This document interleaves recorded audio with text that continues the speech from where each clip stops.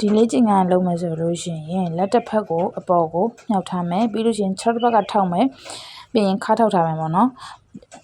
သူကရေဘူးကိုဆွဲချလိုက်မယ်တွေ့လားမပုံလို့တဲ့အတိုင်း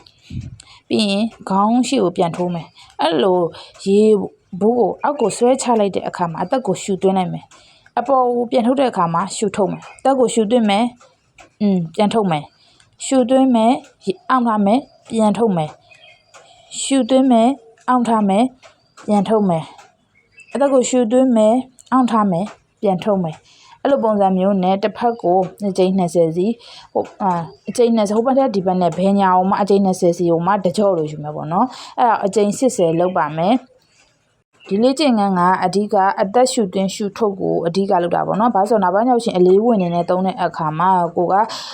အဆင်ပြေနဲ့သုံးနိုင်ဖို့အတွက်ပေါ့နော်။ဒါလေးကလေ့ကျင့်တာပါ။အသက်ရှူသွင်းရှူထုတ်ကိုတတိချာလေးလုပ်မယ်ပေါ့နော်။ရှူသွင်းမယ်အောင့်ထားမယ်အပေါ်ကိုခေါင်းပေါ်တက်ရောက်တော့မှအသက်ကိုရှူထုတ်လိုက်မယ်။ပြီးတော့မှပြန်ဆွဲရှူသွင်းမယ်အောင့်ထားမယ်ခေါင်းတက်ရောက်မှရှူထုတ်လိုက်မယ်။အဲ့လိုပုံစံမျိုးလုပ်မယ်နော်။